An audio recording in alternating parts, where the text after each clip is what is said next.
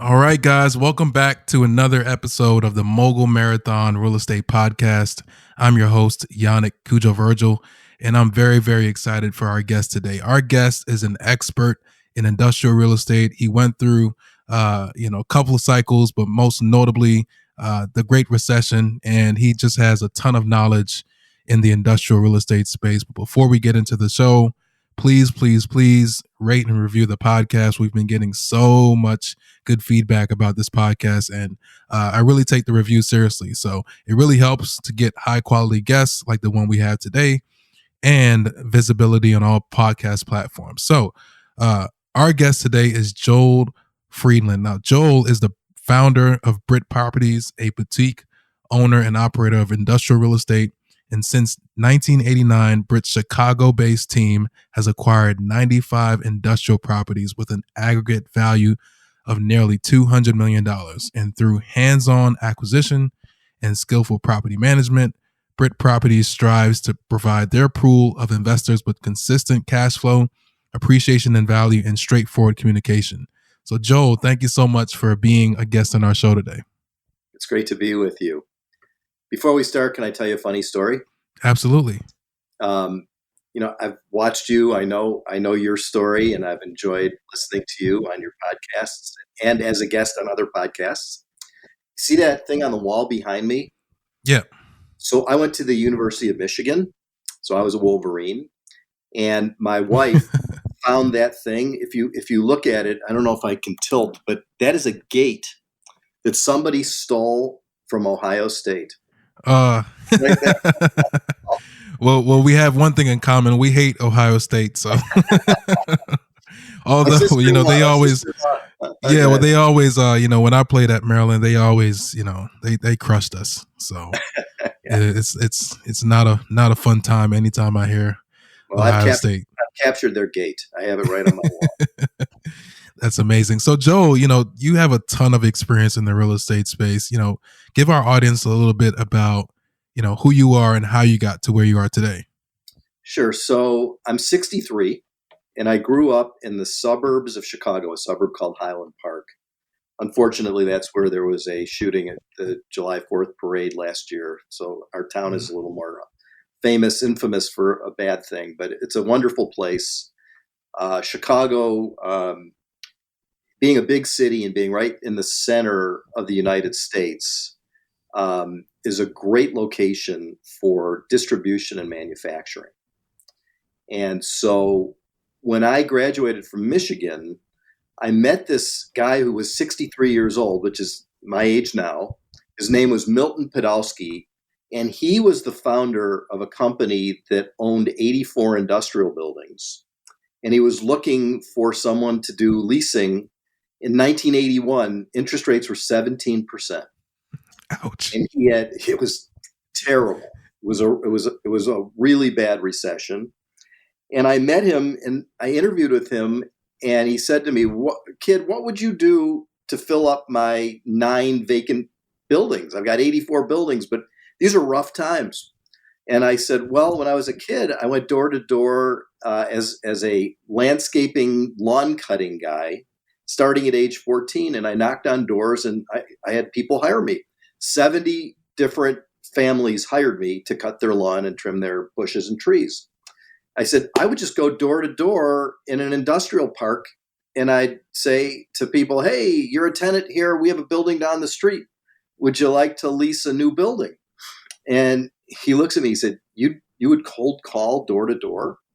I was 22. I said, yeah, who wouldn't? He said, nobody would. He said, you're hired. So that's what I did. I went door to door in industrial parks. Literally, I'm not kidding about these numbers. I went to 30 or 40 places a day for a year. Wow. Just stopping in, and it was very hard. I'd walk up into the front door of a company, and there'd be a receptionist sitting there, and I'd say, hey, I'm looking for the owner of the company to see if they might want to move down the street. I got kicked out of places, got the police called on me, got attacked by a dog, a guy pulled a gun. I mean, all these things happened, but I ended up filling all 9 of his vacant buildings in that first year. And as a broker, I also made 28 other brokerage deals as an industrial real estate agent. And I fell in love with the business. So I did that for about 10 years. I worked for this Milt and his two sons, Steve and Randy. And Steve today is in his 70s, and he's still an investor of mine, and he's still my mentor. Wow. I mean, the grit behind that, right? I think a lot of people, especially into, door knocking is a different type of mentality to have. I think cold calling is one thing, but actually showing up in front of people's faces is totally different. Like, how did that, where did that mindset come from? Well, I was motivated. I came from a family that was not a business family. My dad was a career counselor, and in fact, many of the people that came to see him were athletes who were leaving their fields. For example, hockey players, football players, baseball players. And they'd come to him and they'd say, my time's up in the NHL. What do I do now? And so he would test them and interview them and figure out what they should do. So he was a professional psychologist. My mother was a therapist. She saw people who had marital problems and things like that. So they didn't know anything about business. They knew nothing. And one year I was in high school. They went out of town. They went on a vacation. And I decided, we didn't have a lot of money. I decided I needed money as a kid. In my teenage years, I needed to buy a car. My parents couldn't buy me a car. So I went door to door and I got all these lawns. And I hired 60 high school friends of mine to cut lawns and edge lawns and pick weeds. And I learned that if you reach out, if you go out to where the business is, you can convince people, especially if you're friendly and you're open, to do something with you. They like it. They like, who does that? So I would walk in and I'd meet these guys in their 50s and 60s who own companies, and we hit it off. We really got to know each other well. And by the way, those are the guys who became my investors years later. All those relationships from my 20s became guys who would write a check for $100,000 or $250,000 when I was in my 30s. So it was all setting up for the future, and I didn't really know it at the time, but that's how it worked. Wow. That's amazing. So you pretty much had the entrepreneurial spirit, at a young age. And I think, those, it always sort of translates, right? That entrepreneurial spirit just never dies and never leaves, especially when it's being, grown at a young age. So fast forward, you were in the brokerage space, right? You started in the brokerage space essentially. And then you went off to form Brit Properties. Talk about maybe that transition and, why you got into what made you want to jump off and essentially do your own thing to create the company to where it is today. So Steve Podolsky will listen to this podcast and he'll call me afterwards and say, yeah, I knew the story. I knew this is what happened. And I'll tell you what happened. And I'll keep it clean for Steve. I worked for Steve and his dad and his brother, and it was a family business. And I had been there for 9 years, and I realized that I was never going to be a member of their family. I worked really hard for them, and I became very close with them, and I love them. They're the greatest people, but I couldn't be an owner in a meaningful way. They offered me a 5% ownership in their business, and I just needed to be more of an entrepreneur than that. If you ever watch Shark Tank, they offer Mark Cuban 5%. He says, I don't even get up in the morning for 5%. Right? So I decided I had to go do my own thing. And I had already gone to Milt, the dad, and I said to him earlier when I was working for him, I want to be an owner like you. I don't think you got wealthy being an industrial real estate broker. He said, kid, and he shows me his Rolex, and he starts telling me about he's got a house in Florida that I knew about, and he's got a house in the city in a fancy building and in the suburbs. He says, you don't get all that from being an agent. He says, I own millions of square feet, and if you want to learn how to own property, I'm a syndicator. I'll be your first investor. I'll put in $300,000 if you find a good property. And I'll introduce you to my other investors, but you got to go get them. I'm not going to call them and tell them to invest. I'll give you the introduction. You go get them. And then you have to bring in your own people, not just mine. And when we put all that together, I'll show you how we buy a property together. And that's what I did. So I did my first one with Milt and his family, and I did my second one with them. And we added 25 or 30 investors just to the first two deals. And I said, I'm going to go do this on my own, guys. No offense, but I want to be on my own. And they were gracious, and we stayed friends, and we stayed partners. Wow. So talk about that first deal. Maybe in that was probably what, was that back in 1989? Late 80s? 1989. Okay. Yeah. Okay. There's a town called Gurnee, Illinois, which is a north suburb of Chicago. And I found a piece of property that I thought was a good deal. And I went out with Milt's money and with the money from his friends. I also raised $20,000 each from 20 people that I knew. So I raised $400,000 in chunks of 20. And the first question everybody asked me is, how much are you putting in? Because if you're not in, we don't want to be in. I said, I'll put in the same 20,000 as all you guys. So we did that first deal, and we immediately leased it. We got very lucky. We found an industrial company that manufactures equipment for babies, baby safety equipment, like baby gates, and when you have a little kid and you've got a little bassinet and things like that. And he was a distributor and a manufacturer of those kind of products. And we went out and did our second deal in a place called Aurora, Illinois, where it was 5 times bigger in the investments. Instead of 20,000 each, were 100,000 each. And we leased that building to Maytag, the washing machine and dryer company. Yeah. And they used it as their parts warehouse. And then from there, I started putting together multiple deals a year. I put together 17 deals in 1 year. We bought 17 properties in 1 year. Wow. What I learned was they're not all good deals. You do have bad deals. And everything was great until 2008. And in 2008, I had 50 properties. I had 300 investors, millions of dollars of debt at 7 banks, and everything went to crap. And I thought I had lost everybody's money, and I thought I was going to be like the Chicago Tribune is our paper. I thought it was going to be a headline, Joel Friedland fails. I thought I was just done. And you see that couch behind me underneath the Ohio State gate? I was on the couch. I couldn't get off. I became depressed. I went to a very dark place because I thought I had just blown it. Coming out of that was extremely difficult. There were other cycles that I had been through, but nothing like this, and nothing where I had taken that much risk and that much debt. And what I learned from that experience was, let's do things safely in the future. I don't want to take the kind of risk I was taking. And I've become an extremist lately.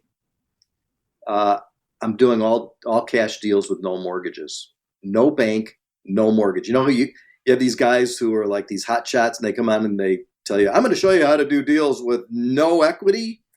I'm the opposite. I'm going to show you how to do deals with no debt, all equity. Because banks don't have a sense of humor. And I never want to be in a position where I'm on that couch and have to explain to an investor why they lost money with me. And that's what happened. It was like a reawakening, like a redemption from being in hell. It was really, really rough. So I become a mentor to a bunch of people. And the thing that I stress the most when I mentor younger people, and some older people too, is let's do things where we can sleep at night and still make money and still have great relationships. And my goal really is, I think more than anything, um, good mental health for myself and my investors, just to lead a good life, to do things that are important, to really work toward our values. And my values are the relationships with my investors. I know everybody personally. I don't let anybody in unless we talk for at least an hour. I need to know their story, who their parents are if they're alive, who their kids are, who their spouse is, what they did for a living. That to me is everything. And every investor that I have in my group, I could stop in and see them in whatever city they live in, and they'd be glad to say, "Hey, how would you like to sleep over tonight at our house? We have an extra room." Wow. And that's what I call putting your investors first, right?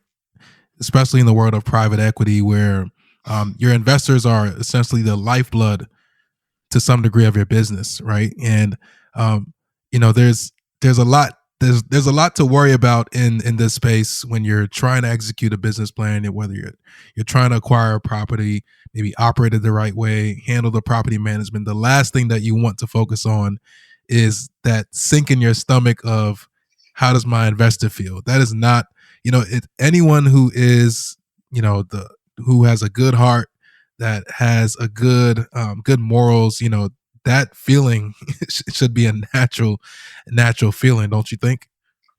I would say that the reason that I get up in the morning and I feel good about my work is because my relationships are so solid. I can hold my head up, and I have nothing to be ashamed of. I had such shame that I was dealing with internally.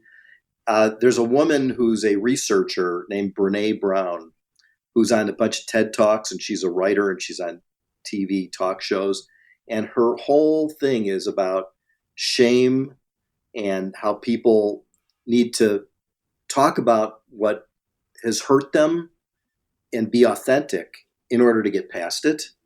So when an investor comes in with me, I tell them my story. I tell them I went through hell, and it was difficult, and I went through a depression. I had to have medication. I had to see a doctor for it, a therapist, and I never want to go back there. And I don't want any of my investors to be in a position where I have to talk to them about why things are so bad. And especially today, because I think that there's a bubble. I think that we're in an economic bubble. I think things are going to get rough. And I think real estate values may go down instead of going up. And I explain to people, if you come into an all cash deal and it goes down, you might lose a little bit on paper, but we don't have to sell it. The bank's not going to call us and say, "Hey, you got to look at the covenants in your loan document. Did you read that? Your rent's too low and you need to pay us off or pay us down." I've had that discussion. Workout people at banks are the worst. It's like when you were playing football, if there was anyone who just pissed you off, like they just came at you and it wasn't for fun, it's because they were like spiteful, just total assholes. It's like you don't want to deal with those people, right? You want to stay away from them. If people play our game and they have relationships, and at the end of the day, they shake hands and they smile and they say, "You were tough, but we did it. We made it happen." I don't want to walk away from someone and have them hate me and I hate them. That it makes no sense. So these relationships that we build, that I build, they have to be with the kind of people that share my values, and I want them to believe that I share their values. So we get to know each other that way. And that whole thing about shame, I don't want to go back there. I don't want to go back. I want to be really honest with people and say to them, if you're looking for someone who's promising you a 20% IRR, that's not me. I no, but 20% IRRs are fake. They only work if everything's going up. So Yeah. that's my Yeah. theory. Yeah. I think it comes down to setting expectations with your investor too, right? I think there's a lot of social media content out there and people out there that are blasting out returns, and it's easy for a lot of investors who don't have the sharp mind, specifically in the commercial real estate space, to tweeze out and pick out what's in a pro forma, what's contributing to that rent growth, why is that a 20% IRR, what's real and what's not. And Right. so it's challenging for the folks who are actually doing things at a high level, but also remaining conservative, maybe in their underwriting, or following assumptions that are legitimate for the business plan and that makes sense. You really have to kind of figure out your space in this crowded environment, right? It's all about just having those clean investor communications. Yeah, and I like a simple deal. I was listening to somebody on a podcast. That's become one of my hobbies. When I work out now, I watch these YouTube podcasts.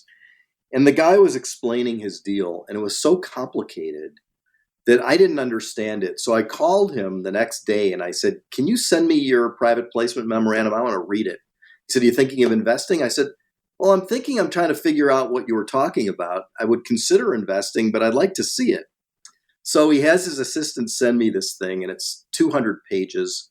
And on the first page, I didn't understand what he was talking about. And I've written these things. I tell my lawyers how to write them, and then they give me legal advice. But I know every page and every word of my PPMs. And I said to this guy, I said, I didn't understand anything at all on the first page. And I thumbed through it, and I didn't understand anything at all. There were these terms I didn't get, and projections, and like hidden things, and we're going to double your money. And I'm thinking, oh my God, this is not real. And so I decided, of course, not to invest in it. But then I told him I was going to send him my PPM for my deal. All the projections are on one page. There's not like pages and pages. And it says the rent, $200,000 a year. Expenses, $20,000 a year. Bottom line, $180,000 a year. That's it. That's the whole thing. And it's so simple that I don't need to try to figure out what I'm going to tell somebody. They can look at it and they call me. Investors look at my PPM and they call me, and I say to them, ask me some tough questions. Don't ask me the easy ones. And the toughest question that they always ask is, what's your succession plan? You're the founder and you're the voice of the company. Mm. Let's say I invest with you. What if you get hit by a car? And my answer is, I have a plan. I've got a young guy who's 20 years younger than I am, who knows everything about our portfolio. I have a son in the business who's backing him up. And then I've got people who are investors that are on what I call my advisory committee, and there's 8 of them. And any one of them are smart enough real estate investors that if they had to take over, my family would trust them. That's Wow. a really important question. That Yeah. succession. And most guys, when you're just starting out, when you're 30, no one's thinking about their succession plan when they're 30, but you need to, because bad things can happen. So Absolutely. that's the first toughest question. If someone doesn't ask me that question, I remind them that that's the toughest and most important question that they should ask. No, absolutely. I think there's a lot to comb in there, but I think the first thing that comes to mind is just the infrastructure that a lot of newer investors overlook that is required to keep these deals moving along, right? And a lot of times, we don't have a crystal ball on whether we're going to be here or not, or what something, God forbid, happens to us. But I think that the key point, the key takeaway from what you touched on was just focus on that infrastructure, right? Whether you're doing one deal, 2 deals, 3 deals, you've done 10 deals, the infrastructure starts day one, because you can't focus on deal 2, 3, 4, and 6 without taking care of one first, right? And Yeah, everything that comes behind that. That's very, very crucial for anyone who's getting into this space. it is. I have a controller who handles all the financial stuff. He's been with me for 21 years, and he knows everything backwards and forwards. So again, if something happened to me, He knows everything. And then he's got an assistant who's my brother. My brother is, I don't think he'll mind me saying this, he's on the autism spectrum, and his job is to do a lot of detail things, and he's really good at it. He sends people their K1s, and he sends people their statements about what they own, and he does our insurance filings and things like that. You got to have a back office. In the beginning, that's the other mistake. I hired the most incredible moron when I was 29 years old. I hired someone to be the bookkeeper, and I didn't realize there was a big problem until I realized that checks were bouncing all over town because she couldn't keep the accounts straight from doing an overdraft. And I didn't make a good judgment when I hired her. And when I figured it out, I realized I'm new at this. I just hired someone I liked as opposed to someone who was really competent. So now I've got this super competent team, and you're totally right. Back office, infrastructure, without that, it can all go to hell.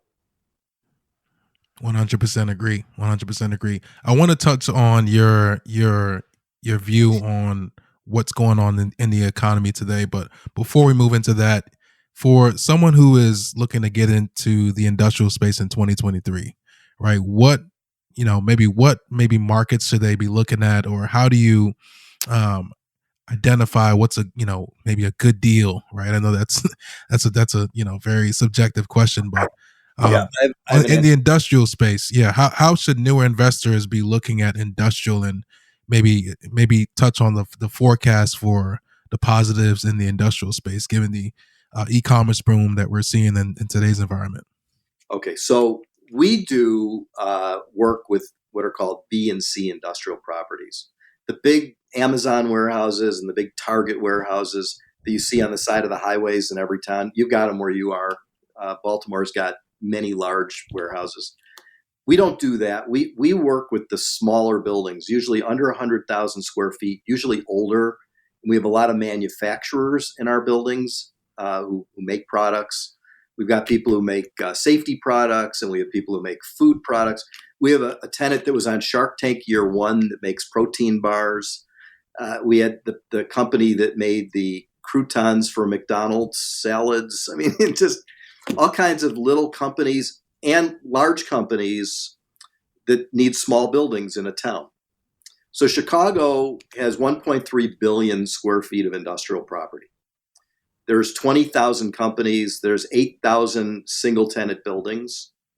And that's where we focus. We're like hyper focused just on that. We know that market cold. And in every industrial market in the world, and in this country and in North America, there are experts who know industrial like the back of their hand, who've been in the business for at least 5 years and make six-figure incomes representing landlords and tenants. And the really good ones belong to this organization. It's called Society of Industrial and Office Realtors. There's several thousand members. And if somebody wants to know about industrial, they need to find an SIOR in their town to mentor them and represent them. I trust every SIOR that I've ever met. And I've done maybe 700 deals with other SIORs in Chicago and in other places, including Baltimore, by the way. And the key to being successful, in my opinion, is finding an expert and latching onto that expert and convincing that person you can help them and they'll help you. And it's a mutual relationship. So that's really the key. It's mentorship and professional, knowledgeable advisors. And I wouldn't even attempt to do an industrial deal in your town without calling. I'd go to Maryland, and there's a section, Maryland, and there's 16 brokers in Maryland who are industrial experts. That's who I would latch on to. And in Chicago, I'm an SIOR. I have a brother who's an SIOR. I have many people that I've taught the business to who are here that are SIORs. And when you call one and you say, "Hey, it's Joel Friedland, SIOR in Chicago," they'll go, "Hey, what can I do for you?" like your best friends automatically, and they trust you. So it's all about mentorship and going to the most knowledgeable people who know their market better than anybody. Makes total sense. Makes total sense. So when you're acquiring these industrial buildings, do you have any profile for the tenant per se? Maybe a credit rating type of tenant. What are you looking for in your acquisitions?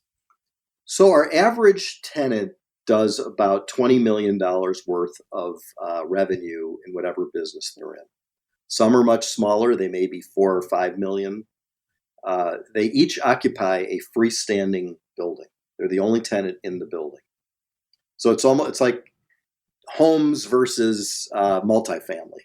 It's a single tenant. So if our building ever goes vacant, it's 100% vacant. So we like to make deals with companies that are long-term occupants. Our average tenant, because I've been doing this now for 40 years, our average tenant has stayed in our buildings for 18 years.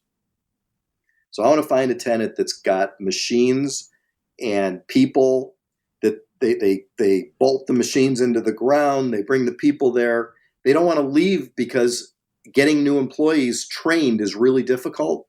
So they're called sticky tenants. So I want a sticky tenant. One of my favorites, this is a company, they make exhibits for children's museums all around the world. They can't move. They've got a workshop with these people who are craftsmen. They have multiple machines. They cut metal, they cut wood, they glue things together. It's this 24,000 foot shop. They're going nowhere every year. And I love them. It's owned by a divorced couple. They hate each other, but I like them both. She gets a little mad when I'm nice to him. It's true. That's hilarious. Okay, Yeah. okay. So sticky tenants makes sense, right? Because industrial, I mean, you can have one tenant that leases 100,000 square feet, and I'm maybe assuming that there's a longer horizon on your, your whole period. You're looking at, maybe a 10-year, 20-year whole period. How do what do your investors kind of expect when they're investing in one of these assets? This is going to sound crazy. Generational forever. We buy properties. Someone said to me this morning, "Did you see that building in Elk Grove that we used to own just sold for $1.5 million?" I said, "Yeah, we sold it to that guy for $875,000 about 7 years ago." I said, "I wish we still owned it." We have 16 buildings. We've sold 80. I regret every one of those sales. Every one. We should have kept every one of those buildings. We're into cash flow. We're into sending out distributions every quarter. The end of the quarter is my favorite time of the year because we send ACHs to people. We like to get 7 or 8% returns, cash on cash, and owning them long term. The question is, if you have a great property in a great location, how do you replace it when you sell it? What are you going to get that's better? It takes so long to find a good one and to build the relationship with the tenant and to understand the building and understand the roof and understand the problem with the water main outside. I mean, after all of this, to then sell it to somebody else, why do it? And the answer is because we have fully vacant buildings when a tenant leaves. And if I get a buyer before I get a tenant, I'd rather probably sell it, even though I'll regret it later, than potentially sit vacant for a year and have a bad deal.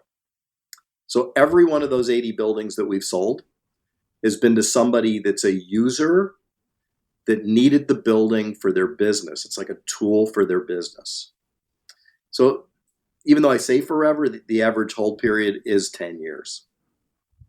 Makes sense. Makes sense. Because you definitely don't want to deal with, I mean, no one likes vacancies, right? Even in the multifamily space, but that's totally different from the industrial space, right? One tenant, it leaves, it's like you said, it can be a bad deal. But, so let's switch gears a little bit. So on these particular properties, let's move to the economy side of things, right? You mentioned that you think that the economy is in the bubble. Why is that? Is it more so from a credit perspective? Is it interest rates? What's your forecast on the economy in today's environment? I could go on forever on this. I have a favorite podcast, which is a guy who interviews economists several times a week. It's called Wealthion, Wealthion. The host is a fellow named Adam Taggart. I probably have sent him more people than he can imagine through just telling them about him. He interviews researchers and economists. And I've been studying this stuff since I went to Michigan. I took economics courses. And what I learned is I went to Professor Holbrook's class at 10 o'clock in the morning, and he was an advisor to President Carter before I went to college. And then next I'd go to Professor Curtin's class, and he was an advisor to Reagan, years ago. And the two of them would have exactly the opposite position on the economy. So I'd go to a 10 o'clock class, and Holbrook's talking about M2 and M1 and whatever all this stuff is that economists talk about, and quantitative easing and tightening. And I go to the next guy's class, and he says the exact opposite thing. What I do know is that the United States has too much debt. I believe that the country is a Ponzi scheme.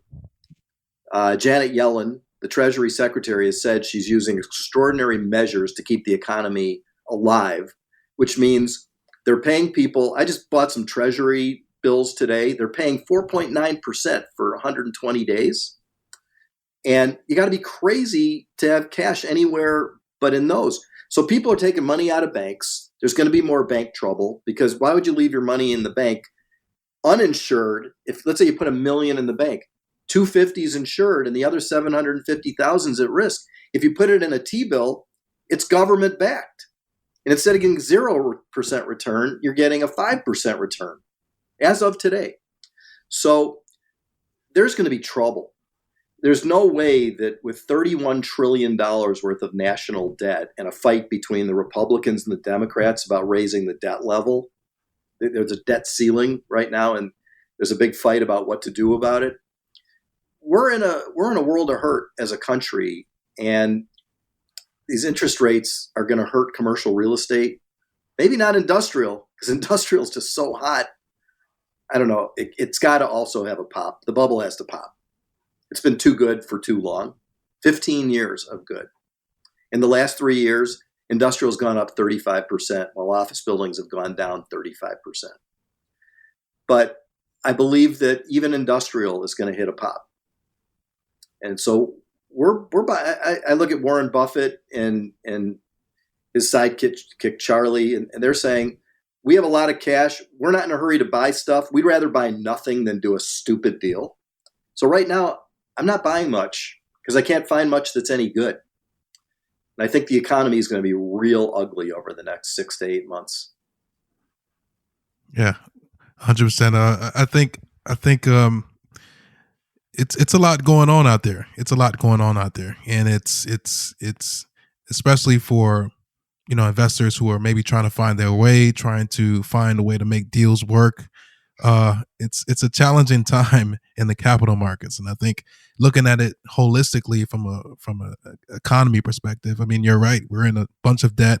We're hearing a lot of things in the media about, the U.S. is might not be the reserve currency, and I'm by no means an econ major, but as an investor, it would behoove you to look at things from a macro perspective and not just focus on something asset specific, because it all to some degree is interconnected within each other. Would you agree? 100%. And that's why we're doing these all cash deals with no mortgages, because if you have a mortgage of 70% and the value of your property goes down 35%, let's say you buy a 5 cap property and it goes to like 6.5 cap because that's what the economy does. Rates go up, cap rates go up. If you look at that, you're wiping out your equity. You're totally wiping it out.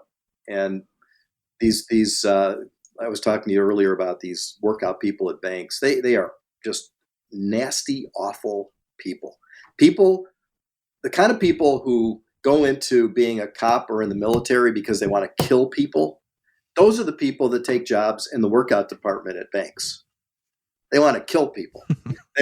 I got this call from this lady. She said, "We're going to take you down. We're going to make you bankrupt. We're taking your property." And it's like, be nice. Like, what did I do to you? So all cash, no banks. That's my mantra for the moment. But most people can't do that. They don't have 200 or 300 investors that they can call. So if you're going to borrow money, call me first, because you should read your loan document and make the 7 changes that have to be made to the loan document. My banker said to me years ago, "Nobody reads this." I said, "Well, I read this. There's 7 things in there that I can't live with." It's like, call me. Call me before you borrow money. Let's figure out what your coverage is, what your risk is, what your downside is. And a lot of people do before they do deals, even if they're their own deals and not my deals. I'd say maybe every week, 3 or 4 people who know me call them. They say, "I need you for a half hour. I want to run something by you." And the answer is just like with the SIRs.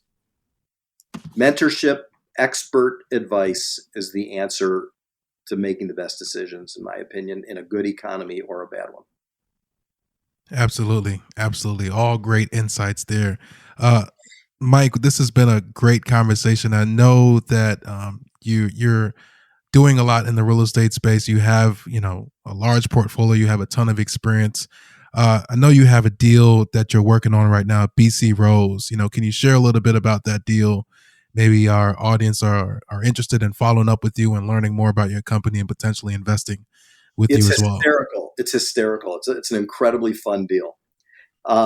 It's a building that is right next to O'Hare Airport in Chicago.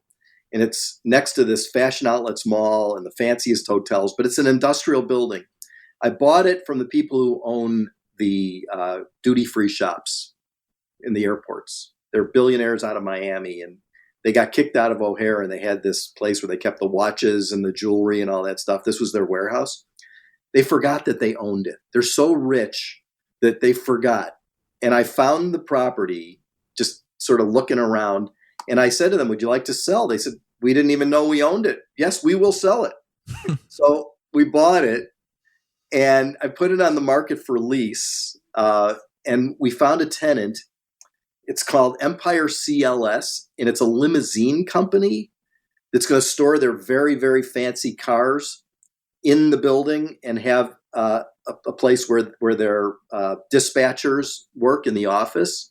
It's got this ramp. You drive in, and it's just a warehouse where they're going to store these cars. And these folks are so amazing. The guy was on Undercover Boss. His name is David Seelinger, season 6. If you watch the show, you'll fall in love with this guy. He started out, he had a drug problem, and then he started driving a limo, and he hired limo drivers. Now he's in 700 cities. He's exclusive with NetJets and with a bunch of hotels. And he just signed a lease. And it's an all-cash deal. We're raising exactly $1 million in increments starting at $25,000. And the return is 7% the first year, cash on cash, no mortgage. And it goes up a little bit every year. It's a great little building. I smile every time I drive by it. It sounds really really intriguing there. I think industrial is a great asset class. I think from a risk aversion perspective. Once you lease it up with the right tenant, you evaluate that tenant. Obviously, you're looking at the financials, the history of the tenant, the ability for them to pay rent. It's one of those hot asset classes that a lot of people really don't know about. There's not a ton of education out there, so. I'm glad that we were able to get you on the show, and maybe you can serve as a mentor for people who are reaching out and trying to learn more about the industrial space as well. So, Joel, thank you so much for being a guest on our show. You've graced us with a ton of insight in the industrial real estate space. Your background from landscaping to becoming a large owner operator of industrial real estate. Your education on how you're able to just change your mindset when it comes to debt and reduce your risk within the within your portfolio after the last real estate recession. All of the things that I think our listeners would have a ton of value on this podcast. So if any of our listeners want to follow up with you, get in touch with you, invest with your company, what's the best way for them to do that? Brit Properties, BRIT with one T, Properties is our website. Our website talks about the all cash deals. It's got our portfolio of properties, what we own, and a bunch of our own videos and our own resources and articles. We have an article called Why You Should Not Invest With Us. And I recommend that everybody reads that because it's got the 10 questions you should ask if you don't know what to ask before you invest in a real estate syndication. And I'd love to see your stuff. Will you send me what you're doing too? Absolutely. We'll get that to you. I'd like to see your I understand you've done a few deals recently, and are you looking for people? Yeah, absolutely. So our investor base is primarily professional athletes, busy professionals, W-2 earners who are looking for risk averse assets, some high net worth individuals as well. So our syndications are more primarily focused on 506B transactions, both accredited and non-accredited investors. So happy to talk offline about that. And Yeah, I'd love I'm sure to our listeners will be seeing that opportunity soon. If they're in our investor portal. That would be great. Perfect. So Joel, thank you so much for being a guest on our show. Thank you to our listeners for tuning in to another episode of the Mogul Marathon Real Estate Podcast. Let's go out there, be great today, and remember that real estate is a marathon, not a sprint. So run your own race. Thanks again, Joel.